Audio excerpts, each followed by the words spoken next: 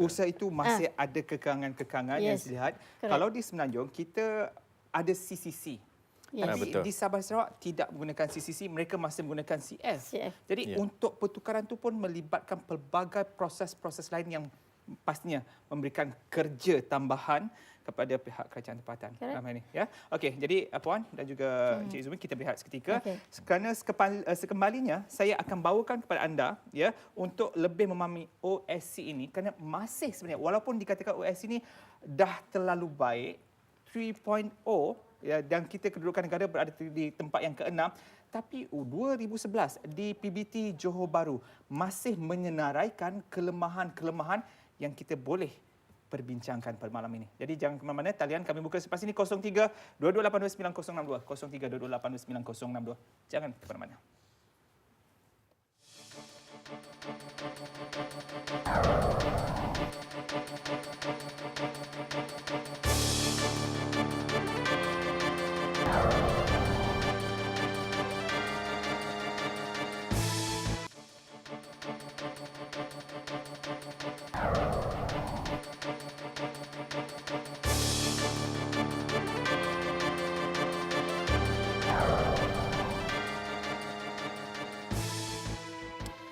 Baik, terima kasih saudara dan pastikan anda terus setia bersama dialog pada malam ini. Saya tak nafikan pada malam ini perbincangan memang agak teknikal.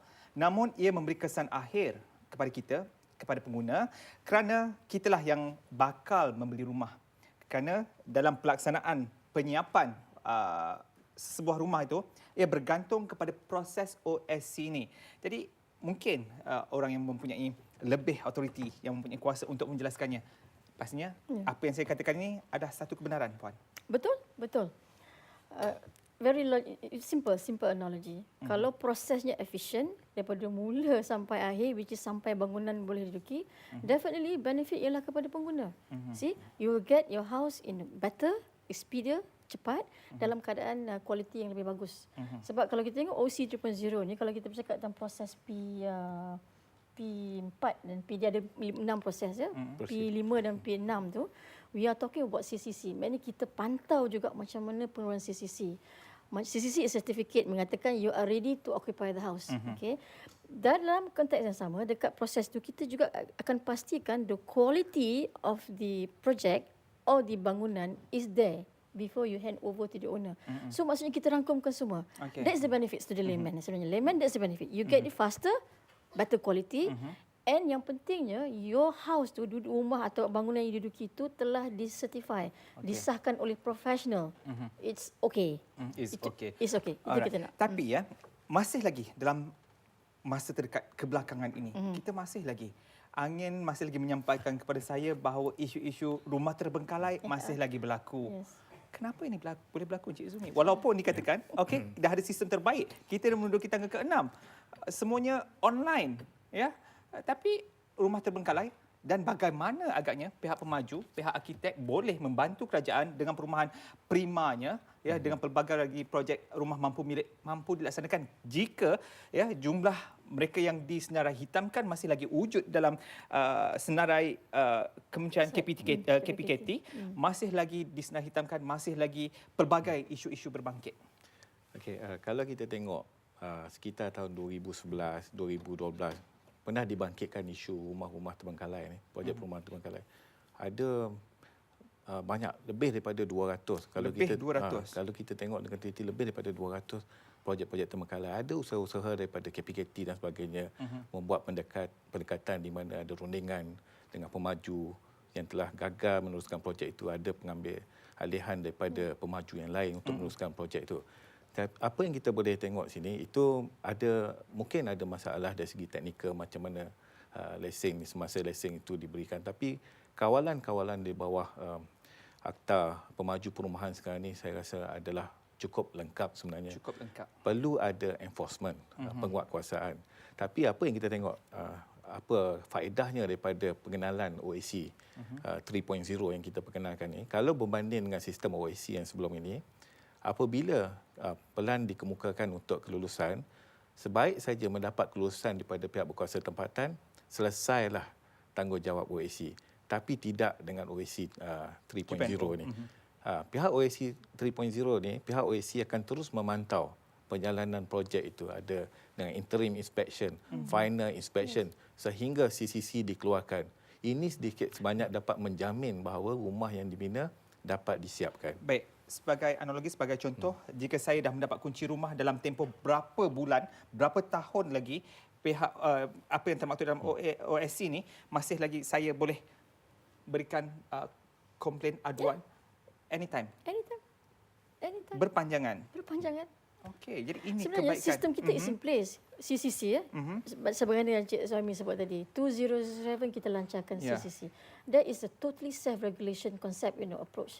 Dalam konsep itu sebenarnya, dalam kita punya CCC itu, we are saying that bila sesuatu projek itu siap, projek besar contoh perumahan, sebenarnya ada 42 entiti yang bertanggungjawab tentang projek tersebut. Nampak tak? Bukan seorang. 42 of them. And these 42 are experts. Sama ada dia trade contractor, professional, nampak tak? These are experts. These experts, they are saying in one tone. They are saying everything is ready. This is your project. Nampak tak? So maksud, and then dalam sistem kita pula, liability professional ni sampai dia mati. Sampai mati. Sampai mati. Di bawah tanggungan. Yes. Di bawah tanggungan arkitek dan juga jurutera profesional. Mati.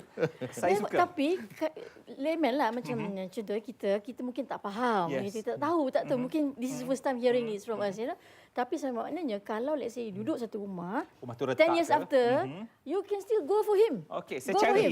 Saya Izumi. Cari. Okey, jadi ini satu berita baik juga sebenarnya. Jadi pemahaman semakin rancak. Saya suka dengan penerangan ini. Cari juga kontraktor. Cari kontraktor. Pemaju dan juga arkitek. Quality, kontraktor. Design, pemaju. Arkitek dan juga jurutera. Safety siapa? Owner. Itu undangan kita, jelas tapi ramai tak faham. Let's say bila laku katakan failure kan, tuju kepada profesional, tuju pada BT. Actually it's not. When we give you the planning permission, dalam tu dah kata, pihak owner adalah bertanggungjawab sepenuhnya terhadap keselamatan projek. Meaning you have to engage the right consultant. You have to make sure the correct. Nampak tak? Itu isunya. Hak saya sebagai pembeli dilindungi. Tapi sebabkan ketidakfahaman, itulah menyebabkan pelbagai isu dibangkitkan oleh Puan dan juga Encik Izumi. Ada seorang pemanggil di talian. Hello. Hello. Hello Pak Den. Hello Pak Den. Hello. Belum lagi? Okey. Pak Len, jangan merajuk Pak Len. Sekejap lagi boleh hubungi kami. Alright. Jadi, kita melihat ini adalah satu sistem yang ditambah baik sejak 2007.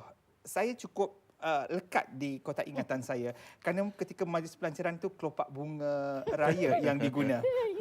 Jadi itu yang menyebabkan saya dapat je tajuk OSC. Tajuk ni pernah saya bawakan dan saya cukup excited, saya teruja untuk membawa tajuk ini untuk melihat perkembangannya. Jadi dalam hal ini sehingga membawa kepada OSC 3.0, saya lihat saya ambil contoh walaupun ini pada tahun 2012, hanya 2 tahun kebelakang, dan saya mengambil contoh dari PBT Johor Bahru. Tetap melaporkan, saya kongsikan di sini bahawa masih lagi pelaksanaan OSC ini. Okey, kita sebelum saya kongsikan permasalahan ini, Pak Den kembali di talian. Hello, Assalamualaikum. Hello Pak Den. Waalaikumsalam warahmatullahi. Okey Pak Den, ada pandangan atau soalan? Silakan Pak Den. Ada soalan sikit. Pak Den, terlebih dahulu jauhkan dari televisyen, Pak Den. Oh ya, sudah jauh. Sebab bergema di sini Pak Den. Okey. Alright, silakan. Soalan atau pandangan? Soalan saya ialah saya mau tahu apakah penyebab utama banyak projek yang terbengkalai. Okey. Itu saja. Apa masalah? Yang itu yang saya mau minta kepastian betul-betul. Okey. Baik, itu saja Pak Den projek terbengkalai, dan seperti yang telah dinyatakan oleh Encik Izumi tadi, lebih kurang 200 projek terbengkalai Dan ini belum lagi dengan dengan pelbagai masalah pemaju lari, pemaju tak cukup modal dengan dananya, isu ini, pelbagai 1001 masalah bila kita dengar. Tapi kenapa walaupun kita ada pihak bank yang mampu membantu, SPNB juga boleh memaik pulih rumah-rumah yang terbengkalai, dan pihak kerajaan tempatan juga ada peranan. Arkitek Encik Izumi pun boleh mampu untuk membangunkan semula kawasan-kawasan rumah terbengkalai. Tapi kenapa isu ini masih berlangsung? Isu pasal projek perumahan terbengkalai ini memang sesuatu yang amat sukar untuk dielakkan. Walau bagaimanapun saya tak kata dia tak boleh dielakkan langsung, boleh dielakkan. Apa yang perlu adalah perancangan. Perancangan perlu dibuat dengan teliti. Dalam pindaan akta yang baru, akta pemaju perumahan yang baru, banyak penambahbaikan telah dibuat. Okey. Sebagai contohnya untuk projek-projek yang berstrata ataupun projek yang seperti kondominium, apartmen dan sebagainya, banyak maklumat-maklumat tentang keperluan permohonan strata itu dikemukakan semasa pengemukaan pelan.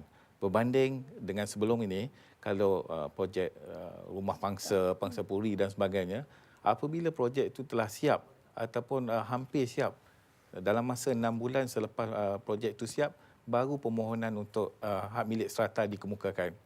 Tapi dalam yang baru ni, dalam akta yang baru ini, pihak pemaju perlu mengemukakan sebelum projek itu disiapkan. Okey. Ini sedikit sebanyak dapat membantu melindungi hak-hak pembeli rumah lah. Selain daripada itu, di peringkat awal, tapi kita belum buat penguatkuasaan sepenuhnya lagi.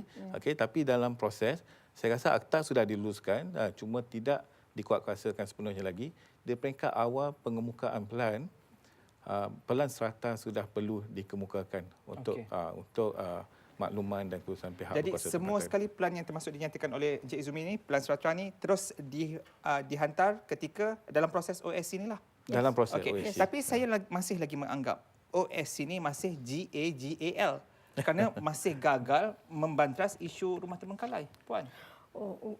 Rumah terbengkalai ni saya rasa banyak contributing factors, Perancangan, yes, one thing. Perancangan pun termasuk dalam prosedur ataupun proses. Perancangan on the investor side. Okey. Investor, how diperancang? Actually, basically, kalau kita tengok isu-isu yang terbengkalai di bawah KPKT, is perancangan on the investor side, not perancangan on our side. Because pemaju punya. Adakah pemaju di senar hitam selepas itu? Jika terus di senar hitam. Okay. In fact, the list is getting shorter now. Shorter because kita ada unit terbengkalai. Kita specially set up. Di bawah Kerajaan Tempatan dan saya tengok this unit memang very kerap lah, very regular. Ada satu jawatan kuasa khas rumah terbengkalai yang dipengerusikan oleh Yang Berbahagia Tan Sri KSN sendiri.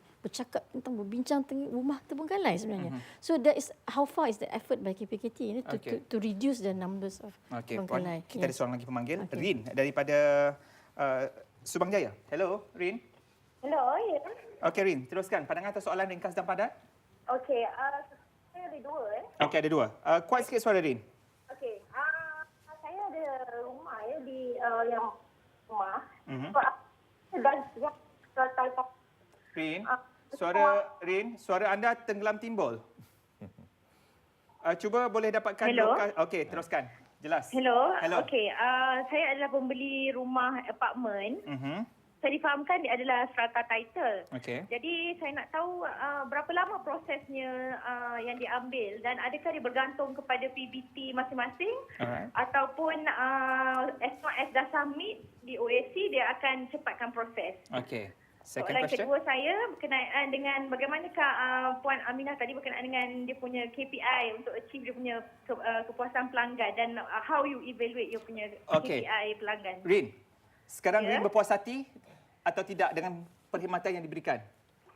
Saya tak berurusan secara terus. Saya adalah end user. Saya adalah buyer kepada rumah. Jadi saya nak tahu proses tu lah macam mana, berapa lama agaknya selalunya diproses. Okey, baik. Terima kasih, Rin. Terima kasih. Okey. Soalan pertama, Encik Izumi atau soalan pertama. Okey. Saya menjawab ini dalam pandangan saya sebagai arkitek di pihak government mungkin lain. Saya menjangkakan rumah yang dibeli itu adalah rumah yang tanda tangan perjanjian jual beli yang dibuat berdasarkan perjanjian jual beli yang sebelum ini, bukan yang terkini. Jadi kalau ikut perjanjian jual beli yang lama, strata title milik strata itu dikemukakan dalam masa tempoh 6 bulan selepas projek siap ataupun selepas dia panggil vacant possession. Kunci diserahkan. Saya nak menjelas sekejap je sebelum Encik Izumi sambung sebab saya takut lupa. Adakah segala proses termasuk masalah daripada Encik Rin tadi hanya akan diambil dalam tempoh pelaksanaan OSC 3.0? Kalau sebelum ini kita ada hanya tak ada OSC pada tahun 2007, tiba-tiba sekarang ni 2007. Kalau projek perumahan itu seperti yang nyatakan telah pun mendapat title strata, tapi sebelum pelaksanaan OSC 3.0 ini ia tidak termasuk dalam pelaksanaannya? Dia sebenarnya antara OSC 3.0 dengan OSC hak milik awak. serata tu dia tak ada kaitan secara langsung. Apa yang kita cuba nak mendalami adalah apabila kita memperkenalkan OSC 3.0, dia membantu dari segi proses untuk mempercepatkan proses mendapatkan hak milik serata. Okey. Macam mana dia membantu? Sebab semasa proses pembinaan itu ada proses-proses pemantauan sama ada dia telah sampai penyiapan dari segi struktur bangunan dan sebagainya. Kalau ikut akta yang baru ni, apabila struktur bangunan sudah siap, walaupun bangunan itu tak siap sepenuhnya, hak milik serta hendaklah dipohon, okey, dikemukakan untuk pengeluaran hak milik serta di pejabat tanah. Kalau berbanding dengan undang-undang yang sebelum ini, Akta Pemaju Perumahan yang sebelum ini, hak milik serta hanya dikemukakan, dipohon selepas bangunan telah siap, di mana pembeli sudah mendapat kunci. So itulah akibatnya, pembeli dah dapat kunci, pemaju dah dapat duit, kemudian tak ada siapa yang memantau sama ada serata title ini telah dipohon ataupun tidak. Jadi dalam isu ataupun kes Rin tadi, macam mana agaknya kita boleh bantu? Saya beranggapan perjanjian jual beli itu adalah berdasarkan akta yang lama. Sebab perjanjian jual beli untuk rumah ini dia menggunakan perjanjian jual beli yang standard. Jadi masih ada kelemahan sebenarnya di situ, ya. Dari segi akta lama dan akta baru, walaupun telah pun dipinda, ada ketirisan yang perlu diberikan perhatian. Okey, untuk KPI tadi soalan kedua, Puan Aminah. Okey, KPI I think is on 3.0 is it kan? So bila kita dalam melaksanakan OC 3.0 ni yang akan berdekat kuasa 1 Jun ni, kita juga telah siapkan satu tracking system. Tracking system ni to the extent that kita perlukan agensi mengisi dalam sistem tu. Maknanya agensi akan cakap diterima permohonan bila keluar ulasan, bila diputuskan. Dalam masa yang sama kita nak profesional juga mengisi akses kepada tracking. So kita akan compare data. No such yang mengatakan I betul, you salah. We will compare data. Di situ kita letak KPI. Contohnya kita akan kata, dalam kita punya ni kita mengatakan interim inspection sepatutnya berlaku secara spot checks. Spot check maksudnya agensi pergi, tak payah melibatkan profesional lagi. Dalam amalan sekarang, kalau nak pergi spot check pun, agensi menetapkan mesti ada profesional bersama-sama dia. That is not efficient lah Cik Suhaimi. Maksudnya every time, imagine kalau ada 10 inspection, 10 kali Cik Izumi kena pergi ke tapak buat inspection. So this are our KPIs. Maksudnya spot check. Satu lagi KPI kita maybe mostly on the time frame.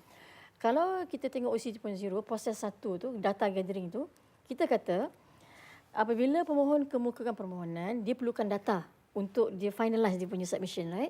So kita kata there are 4 agencies that you need to go for pre-consultation, data gathering. Saya sebut sini pengumpulan data. Okey. Asyuransi komunikasi sebab dia banyak dia banyak data di situ. TNB banyak data.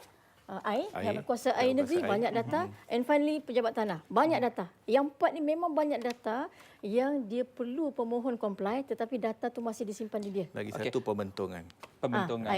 So kita kata KPI di situ proses 1 ialah within 14 days you give your input to the investor. That's our KPI. Kita monitor. Ada tak agensi yang tidak memberikan kerjasama? Mula-mula adalah. Ada. Betul, ada. Peringkat awalnya. Peringkat awal. Bukan dia tak kerja sama. Dia still dia merasakan dia tak mampu.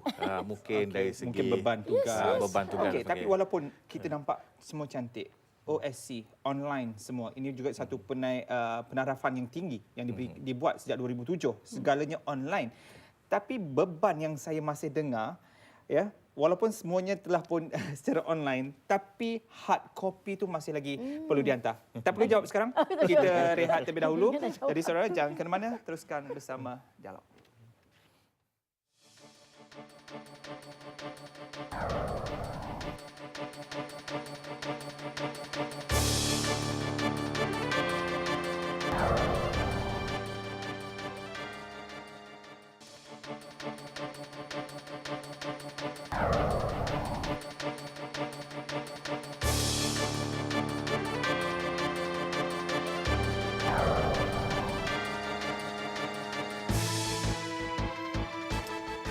Saudara, kembali dalam rancangan dialog OSC 3.0. Itu tajuk yang kami bawakan, dan sebelum kita beristirahat tadi saya telah menggantung satu soalan yang saya nak tujukan kepada Puan Azizah ya.